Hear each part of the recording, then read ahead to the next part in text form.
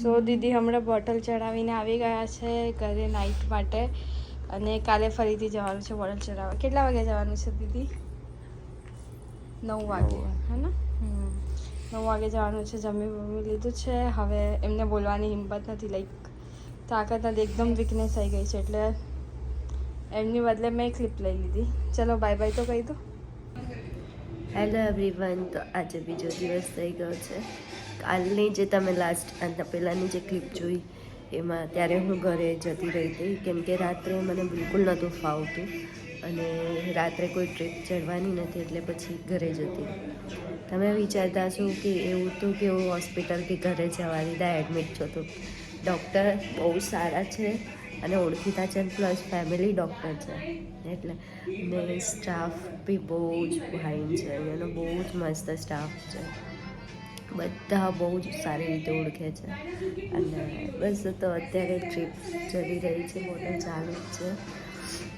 આનાથી પહેલાં વિટામિન્સના બોટલ ચડ્યા અને પહેલાં ખબર બસ હવે મમ્મીને લોકો ગયા છે જમવા માટે, હમણાં આવશે એ પણ થોડી વારમાં.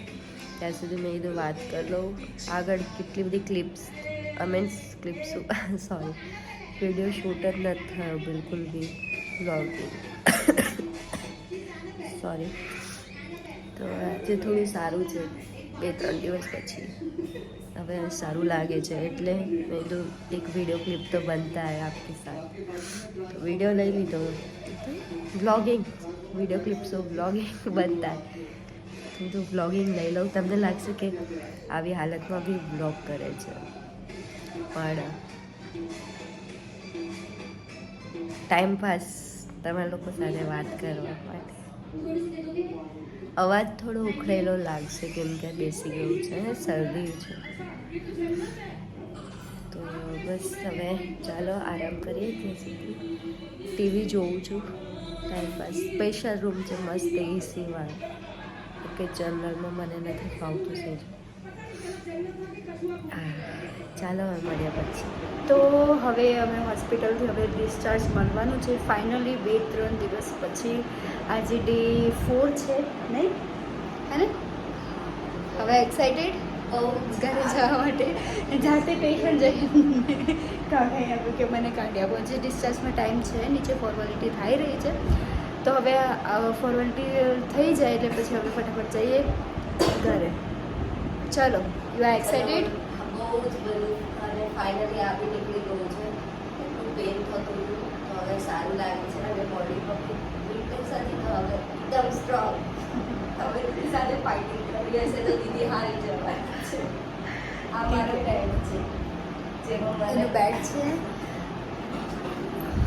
એનો બેડ છે, એની બોટલ પછી સામે ચાવી હતી. તો ચલો હવે ઘરે જઈને મળીએ. હેલો એવરીવન, તો રાત્રે આવીને મેં કાંઈ શૂટ કર્યું જ નહોતું ઘરે આવીને, પછી સૂઈ ગઈ હતી દવા લઈને અને ઊંઘ બી બહુ જ આવતી હતી કેમ કે કહેવાય ને 5-6 દિવસથી બિલકુલ સૂતી જ નથી બરાબર. તો એટલે હું સૂઈ ગઈ હતી અને બસ હવે સારું છે, બહુ સારું છે. થોડું ઘણું હજી છે ફિટનેસ ને એવું પણ ધીરે ધીરે રિકવર થશે. બસ તો અત્યારે બીજો દિવસ સોરી તો અત્યારે બીજો દિવસ થઈ ગયો છે અને અત્યારે જમીન બપોરે બસ હવે બેઠી છું શાંતિથી. તો કાંઈ નહીં, હવે વાત કરીએ સાંજે. આજે મારી ફેવરેટ ઢોકળી બની છે. નીલવ કઢીની ઢોકળી છે. આની રેસીપી જોઈતી હોય તો હું દીદીને કહીશ એની ચેનલમાં હું અપલોડ કરશે. મારી ફેવરેટ છે ઢોકળી બહુ જ, અને બહુ ટેસ્ટી એટલી બધી ટેસ્ટી બની છે, બહુ જ મસ્ત.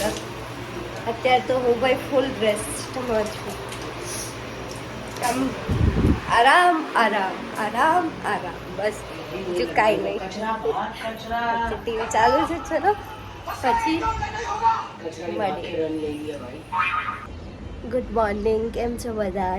તો આજે ફરીથી વ્લોગમાં નેક્સ્ટ ડે આવી ગયો છે.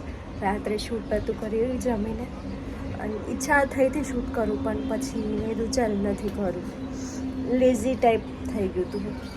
રાત્રે ઢોકળી ખાધી હતી, મારી ફેવરેટ છે, પણ એટલીસ્ટ જ ખવાની, બહુ ખાધી જ નથી. બસ, તો હવે આ બ્લોગનું અહીંયા જ એન્ડ કરું છું. ગમ્યો હોય તો લાઈક, શેર, સબસ્ક્રાઈબ કરજો ચેનલને. નવા હોય તો પ્લીઝ સપોર્ટ કરજો. Thank you. આગળ અને સોરી પહેલાં તો કે આગળ બ્લોગ નહોતા આવતા એની માટે. હવે હું ટ્રાય કરીશ કન્ટિન્યુ. અને હેલ્થ બી મારી ફાઇન છે હવે.